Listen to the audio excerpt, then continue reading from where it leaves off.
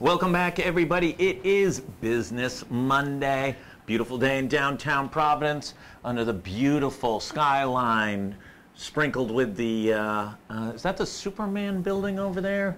I believe it is. Is it still standing? It is still standing. But Superman. It's been quiet over there the last 4 or 5 years. I'm Josh Fenton. This is Gary Sass, the Money Man. Lots going on in business in Rhode Island. Let's start with Friday's announcement, 2 o'clock, City Hall, Worcester, Massachusetts.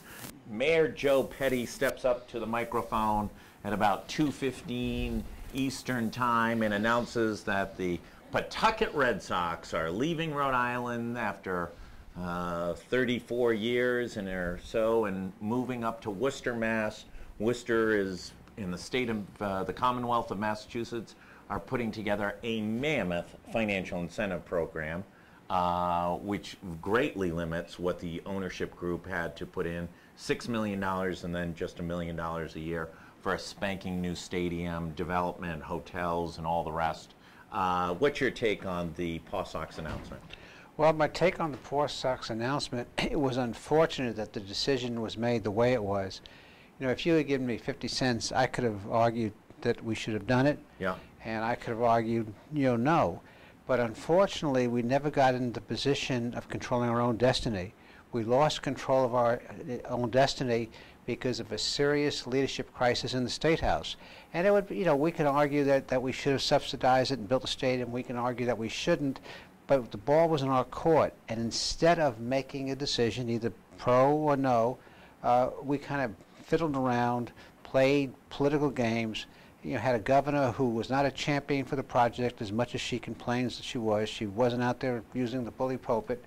The two people that look good from this are the mayor of Pawtucket, who was clearly worked hard, and I think also the Senate did a good job. I think Senator Conley's committee did a good job, had good transparent hearings, came to a conclusion, which most of the people in Rhode Island may have disagreed with, but certainly they did their due diligence. The speaker, instead of having the chops to say, I don't want to do this, comes out with this idea, which was, DOA from the night it was announced. The governor is saying she wants this project, but you can't find her. And she's become a very different governor than she was when she fought for pension reform. Right now, before a decision is made, we spit on the finger, put the finger in the air, find out which way the wind is blowing. And we got to a position where we just lost the initiative on this project. And I can't believe for 30 seconds that we did not have the initiative to make the decision to control our own destiny, and we lost our destiny. Yeah, I think the only one, I'm going to vary a little bit, I think the only one who has clean hands on this that was consistent, may not have had the right priorities not in the right order, was Mayor Grebian, where he consistently fought for this project. I think he made a miss in not fighting for Memorial Hospital over the Paw Sox. I think if you have the opportunity to save 800 full-time jobs and have a hospital in your community, or fight for 16, 15 full-time jobs and a minor league baseball team, I would have gone for the hospital over the team. The Senate could have, but if you remember that first hearing, I think they did themselves a lot of damage. That first night, they had 4 hours of cooked numbers, cooked speakers, and the first person was, I think, Pat Ford got to speak at about 10:30 at night. Oh, I think that soured. It was one of those steps along the way that soured public perception about this entire process. It was certainly, added to that perception, but I do give the Senate credit for recovering. Yeah, they did. They did recover. The fundamental issue, though, isn't it that Raimondo, Mattiello, and Ruggiero, despite being Democrats, just can't seem to function together to advance the state. The last 2 legislative sessions, we saw the repeal of the car tax and almost no new initiatives in the last 2 years. But it's interesting that the repeal of the car tax, the credit belongs to the speaker. Right. But now success is everyone's child, and often is no one's child. So now you look at the campaign literature, the governor's campaign literature, the campaign literature of people who fought Mattiello on the car tax, and they think it's the greatest thing since Swiss bread. But where there was a breakdown in leadership and in confidence was seen in the fact that a majority of the people in your poll and other polls, all reputable polls, opposed the subsidization about 55, 60%. And you don't govern just by polls, but there was no effort made by the governor, no effort made by the proponents in the State House to use a bully pulpit and educate the people as to why they thought this was a good project. That's really dereliction of duty. So you're hit by a perfect storm. On one hand, the people have lost confidence in the elected leadership to make a decision. They don't like the project. They remember the promises made on 38 studios and investigation that never happened. So trust is gone. On the other hand, the owners came here, and they made some errors too. Some bad ones. We could talk about that. But they came here with the full intent of getting the best deal they could to build a stadium here. You will never convince me that they wanted to, when they initially started this conversation, wanted to leave Pawtucket. And they soured. They lost trust. They lost trust in the governor. They lost trust in the legislature, leadership. They didn't feel they had a reliable partner to deal with. And I'll tell you, you know, money certainly is a factor. My grandfather used to say, if they say it's money, it's philosophy, not money, ideology, not money, it's money. In this case, it wasn't completely money. I think the way these people negotiated with was what they weren't used to. I think they came to the conclusion that some people in the state were not negotiating in good faith, and at the end of the day, they were lucked into a very good deal in Worcester, but that wasn't the only driver. They lost confidence in their partners. So Larry Lucchino is a voracious negotiator, and if you go back to his involvement with the Washington Redskins, Baltimore's new stadium, San Diego, and then attempts in Boston, he is a negotiating animal, and I think he didn't like that he couldn't control the situation. I think that the ownership made numerous errors, first with Skeffington and the Providence deal, and then almost no different in Pawtucket. Larry Lucchino got some direction from both legislative leaders, as well as the governor's office, as well as others, to relax, let Providence settle down, and to wait till after the election and take some of the political pressure off, to make the process an easier one. He refused to listen to that timeline, and I think that was part of the problem. Second of all, these guys didn't love baseball. It was a business transaction. The longer it went, members of that ownership group wanted to get out of it as quick as possible, wanted to get their money back. This was not Ben Mondor and Lou Schweckheimer and Mike Tamburo, who were at every game, greeting the fans every night. It was, for those three, Tamburo, Mondor, and Schweckheimer, it was the love of their lives. They could not be happier at any place other than McCoy Stadium, and thus the people understood it, and they were a sympathetic business partner. You wanted to do business with them. We still gave them $20 million a few years ago. Fixed stadium, yeah. But this was a, yeah, you're right. This was kind of a corporate America. This was kind of the old boys club. You know, absolutely. Skeffington talked Got the band back together. Yeah, right? talked to one last shot before we retired to Florida to play golf.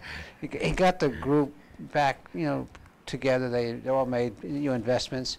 Which in the eyes of most people in Rhode Island were a significant investment, but it really wasn't a very significant investment. It was change off the top of their dressers, $2 million, $3 million each. And I think they just didn't like at a certain point just being a political football, and that was that. I think so. Listen, I think there's enough blame to go around.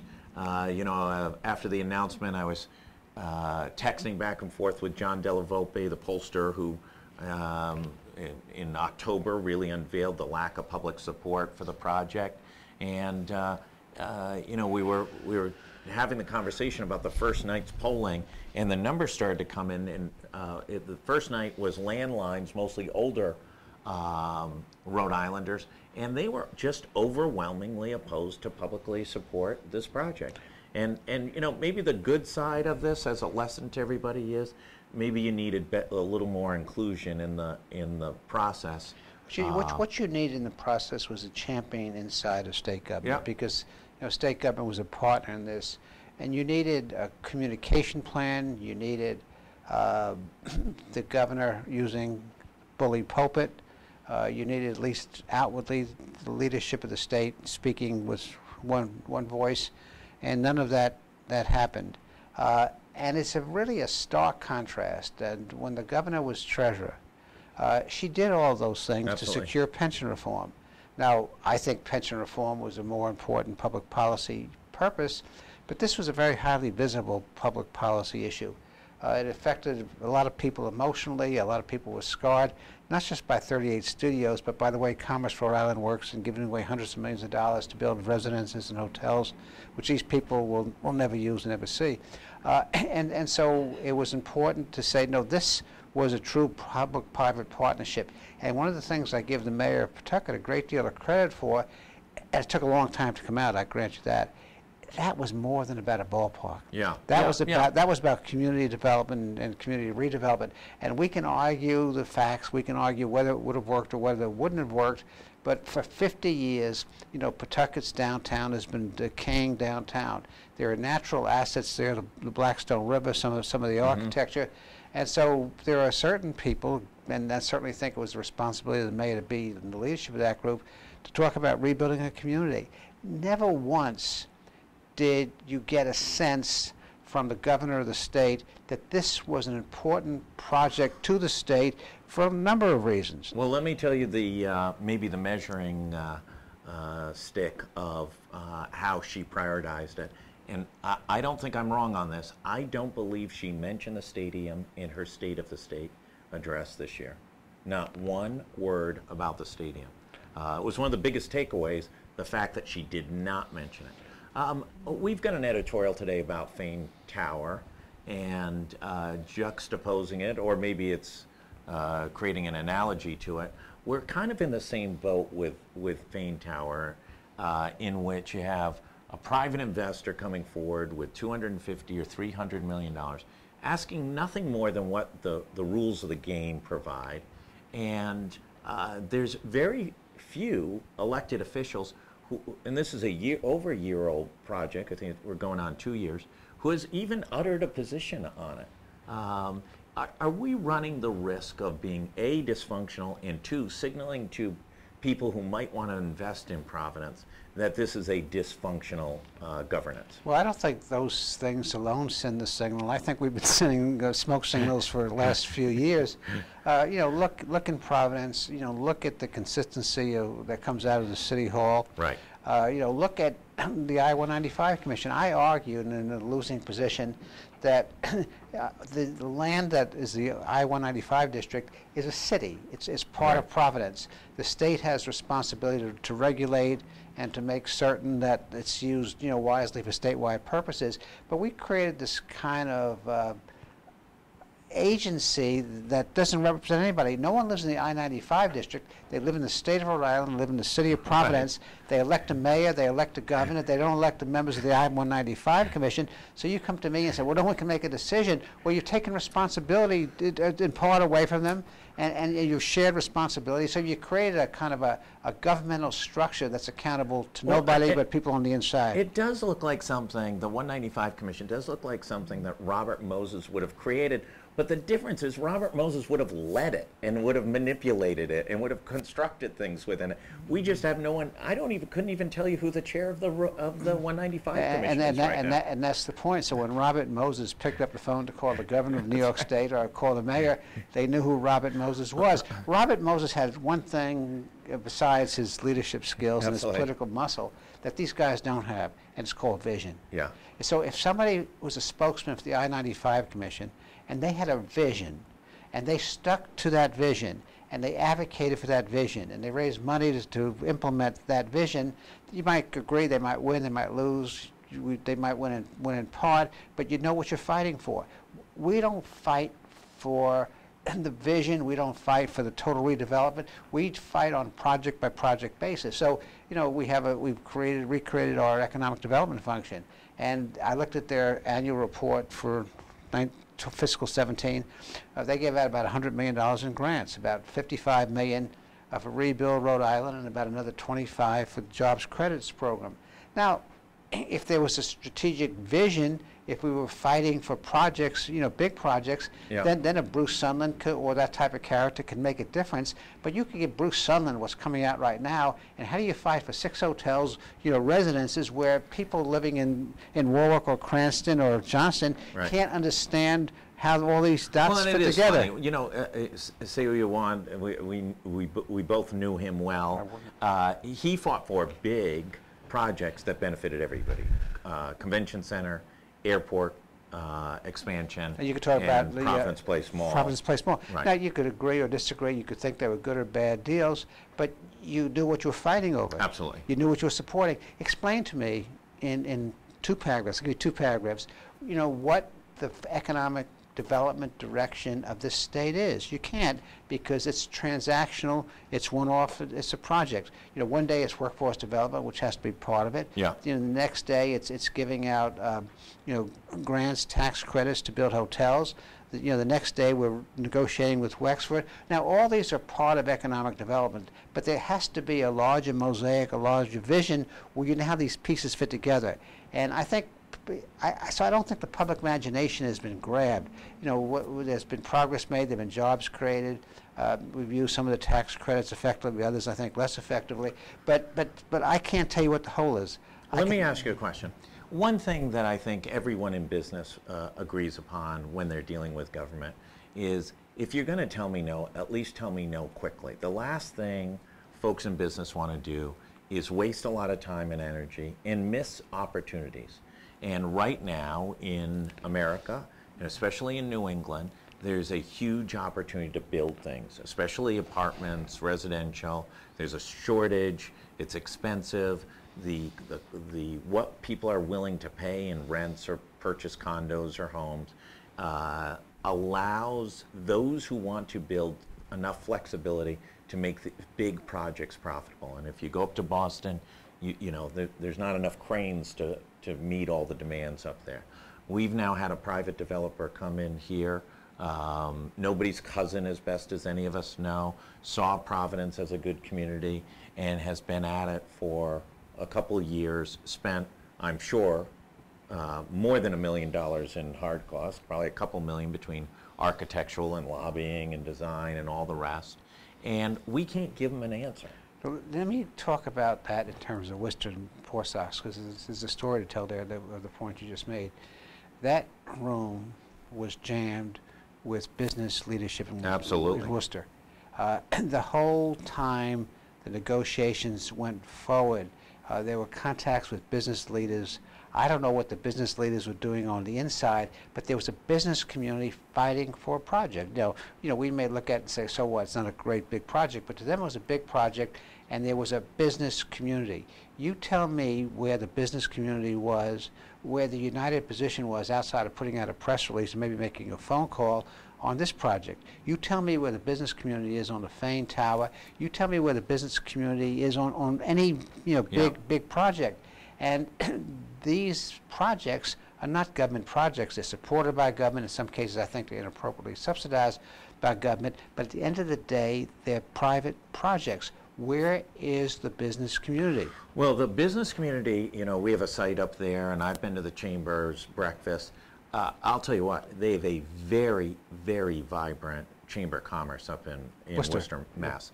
And you know, it's Bay State Bank, it's small, regional, local companies that might employ 200 to 400 people on the heavy side.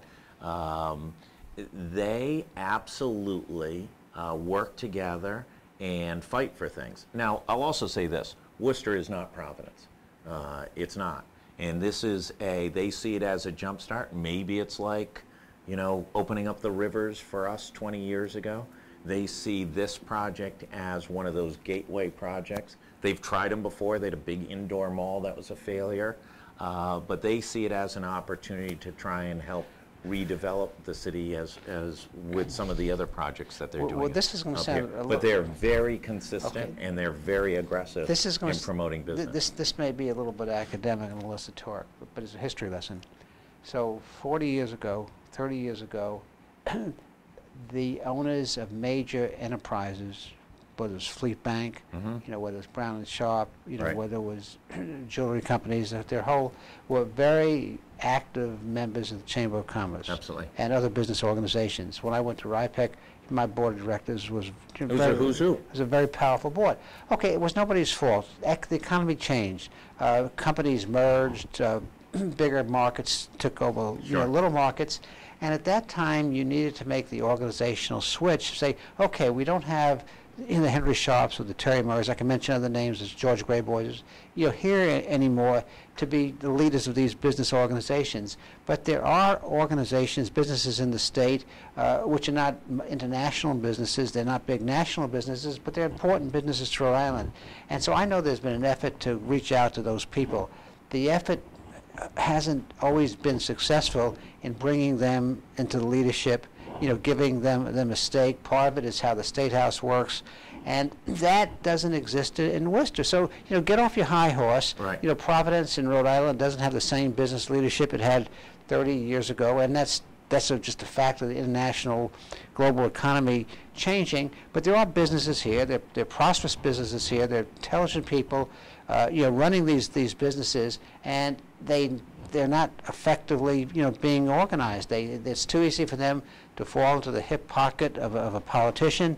It's too easy to go along, to get along. What issue has business fought upon in the last 3 or 4 years? They were concerned about paid family leave, which I think was a mistake. I think conservatives have to support strong families. Yeah. But what? Well, that was probably the strongest activism that they've had in the past few years, and they lost. Well, they compromised, but I would say, I don't disagree with you, but they made it less bad from their point of view. Yeah. But where are they standing up for education? Where are they standing up for issues on economic development? Where were they how many phone calls were made to the speaker and saying, we want this we don't lose Paul Sox.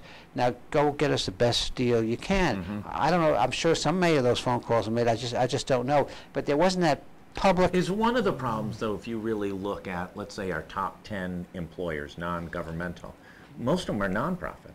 It's Lifespan, it's Care New England, which is being acquired now by a Boston concern, it's Brown University, it's state agencies. It's eds and meds. It's eds and meds, and then you go to the next tier. It's CVS. Okay, they've got it's Twin River. These aren't banks and gas companies with local ownership. No, and they're dependent upon the government. So if you're an ed and med business, you're regulated heavily. If you're Twin River, you're regulated. If you're National Grid, which is now owned by a British concern. Monopolies, utilities, other heavily regulated businesses are in a difficult position. But I still look around the state and I see, a number of small and medium-sized, companies, not as many as we'd like, but the object is to build the onion out, who have CEOs, who have local ownership.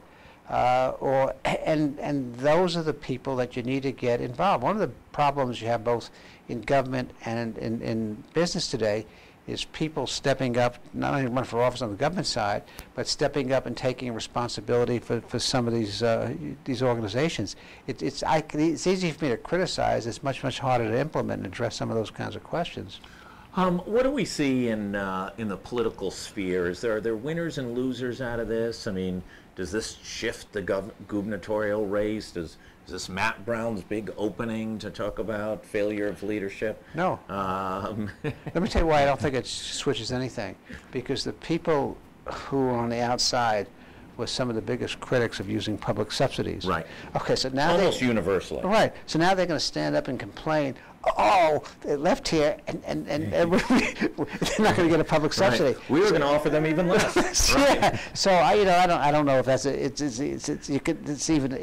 a laughable position. Right. The real issue they should talk about, but they have to lead by example, is leadership. The one word that is not frequently used in the debate for governor and debate for certain legislative seats in statewide office is I am a better leader because this is how I'm going to lead. And I would give 50 cents to have a debate just on leadership, to have the candidates come and not debate each other, give each 15 minutes separately to discuss how they're going to lead. And, you know, if you think there's a problem with the speaker having too much strength, if you think executive is that doesn't have the powers it needs to govern effectively, say so and say what you're going to do about it. You know, say how you're going to use the bully pulpit. You know, there's a lot of leadership issues you can talk about. Leadership is very simple to this extent. You've got to focus. Remember, I've used this comment here before. A governor or a state leader can do anything, but they can't do everything. Right. And so you look around what's happening now. One day it's workforce. You know, next day it's paid family leave. Next day it's preschool. Next day it's an economic development program. Well, you can't do them all well. You know, so focus. Use the bully pulpit. You know, effectively. You know, show how you're going to govern from the center, because what leader recognizes in the public sector is you don't control your own destiny. You're dependent upon, that's the one place where you're dependent upon others to get things done, and you have to explain how you're going to manage that. So does this create a problem, though, for Nick Mattiello, who is the most powerful elected official in the state of Rhode Island, and could not come up with a solution that did not really actually exasperate? Can Steve Frias, and he hasn't said a lot about the Paw Sox leaving, can he take advantage of this? That's a good question. I don't know, because you know Steve Frias's position, and he was very active, very proactive. Went to the legislative hearings. His position was very clear. I know personally that he did a lot of personal research and he understood the issue. So he's an opponent. Right. For whatever reason, his position carries the day. Not you know. So that creates a kind of difficult conundrum. Is it a little bit of a power shift? Let me ask you this question. In 2015, after the new ownership had taken control, literally some of the most influential, powerful business interests with mammoth wealth own this little minor league baseball team. Is there a little bit of a power shift that shows that there's a little more democratization in decision making now? It was folks like the Libertarians, Republicans a little bit. It was the Steve Friases. From an editorial standpoint, we stood alone. We raised a number of concerns about it, thought the owners should pay for their own guys worth $6 to $8 billion. They need money from Pawtucket to build a baseball stadium? Really? Is there a little bit of a power shift, maybe in part as a result of 38 studios, but also just a shift in where Rhode Island's going to go in the future? If you'd ever told me on one side's Skeffington, Terry Murray, you know, Habib Georgi, Tom Ryan, Gina Raimondo, Nick Mattiello, the Providence Journal editorial board, and on the other side is a band of vagabonds, and the vagabonds won. Well, when I was in a position working on tax policy, you know, we wanted to lower the marginal rates, but not as much as they did. Right. And then we won that fight. So I think it was the right kind of public policy, you know, decision. No, I think a lot of things affected. I think social media has a big effect on it. I think 38 studios, forgetting the specifics of it, you know, got people active. I think also the progressive movement in the state, you know, with their concern about, you know, how Mattiello has been leading the Democrat, you know, party. I think all of those have served to open up the process and make the process, you know, more participatory. At the same time, that also gave an opportunity to the proponents to effectively communicate. And I've talked about 5 times this afternoon on using the bully pulpit, having a communication strategy, not using the communication strategy just to spin, but using the communication strategy to also, you know, educate as well spin. So that was an opportunity with all these people coming out and raising legitimate concerns, you know, using social media, organizing differently. Then you, as a leader in government, had to understand how to use social media. You had to understand that the bully pulpit, you know, wasn't spinning. It wasn't changing the topic every day, a la, you know, Trump. It was to confront. Confront's the wrong word, but it was to engage. That's the word I'm looking for. It was to engage these people and have a better public decision as a result of engaging. Now, that's a high-risk business. You might have lost. You might have lost political capital by doing that. But that's what's missing in the state: an unwillingness to use political capital. And when I see an unwillingness to use political capital, the only conclusion I can reach is you're more interested in the job than doing something. Yeah. Yeah, I think that's the exact definition.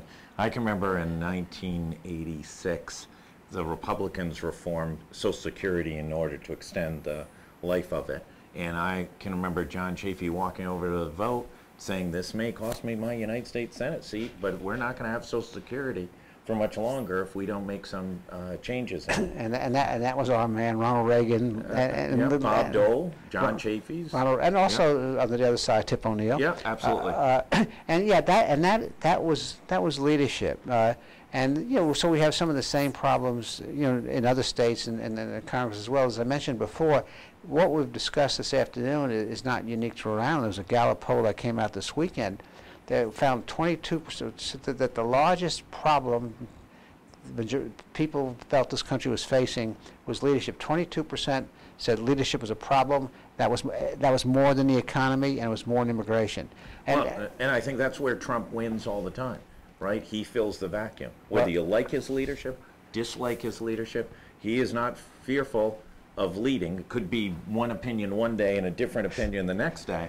Yeah, but no one wants to push their grandmother over the cliff in a wheelchair. So I don't know where he's leading us, but that's the issue in this state. So it's not an issue of arguing about tax policy. It's not an issue of arguing environmental policy or certain social kind of policies. Right. It's arguing who has the capacity and the intellect to lead and communicate. And so everything you've talked about, and reasonable people will agree on what the right outcome is. I'm not too concerned about that. But it's controlling your own destiny. In the case of the Poor Sox, we might have wanted to said no. We might have wanted to give the new Poor Sox ownership the finger, which is perfectly appropriate. But we shouldn't lose the initiative and the momentum to give them the finger and say no. Or we might have wanted them here. And then we had to be strategic in what we did and how we dealt. Not have one of the triumphant leaders sitting in the back room pouting. And how does Mattiello explain? And this I'd like to ask him personally. Now, as I remember when Skeffington and some of his buddies who lobby up there came out with the Providence proposal, my memory rather, is that he had a favorable reaction to the Providence proposal. Both Governor Raimondo did and Nick Mattiello did initially. Okay. Now, and then the governor reversed position and you know, some will say the decay of the relationship between Governor Gino Raimondo and Nick Mattiello, the total decay began with when Governor Raimondo reversed and left Nick Mattiello de facto holding the bag on the Providence deal. After he backed her up on the tolls when he had different opinions at first and shot back and forth. But and then she had every right to change her mind. As you know, as facts change, you change your mind. And as more facts came out about the Providence proposal, I think it was pretty much of a no-brainer to say no. Pawtucket was, Pawtucket was the right place. It was Skeffington's most creative financing structure of his career, and he was famous for creative financing. The passive investment was his most creative. He had a number of them. But that's the issue, and I think it needs to be a question of in the next 3 months as we go towards the governor's race of people sitting back and developing some impression of who can lead effectively. Not that they agree on every issue, because issues are going to change and issues have to be compromised. And as I said before, you have to govern from the center because you don't control your own destiny. No one in the legislature, no one in the executive branch, can just wave a magic wand and control every decision. So you're dependent upon other people. And that requires governing from the center. It requires a certain kind of leadership skill. And part of that leadership skill, key word in exercising effective leadership skill, is loyalty. You can't tell your counterpart in the executive, or you can't tell your counterpart in the legislature, oh yeah, this is what I'm for, and then they pick up the newspaper 2 days later and find out, no, they were speaking to a meeting in Burrillville where they don't like the electric plant, and the position is changed. Don't let your people be outside holding the cat screaming at you. I want to thank you, My pleasure. Mr. Moneyman. As always, good insight, great discussion. I got to tell you, it's the smartest half hour on the internet coming from the Navigant Credit Union Broadcast Center, our friends at Deepwater. I want to thank everybody for tuning in today. Tomorrow, I think it's double action with Rachel Nunes and Kate Nagel. And then back over to Wednesday, Laura Alfonso's back for her second week. Rock star in the making. It's a busy, busy week. Also tune in. There's a big press conference at 5 o'clock relative to Speaker Mattiello and some concerns about his leadership. That'll be going live on Facebook Live in about 25 minutes. Thanks everybody for tuning in. I'm Josh Fenton. Thanks for tuning in to Business Monday.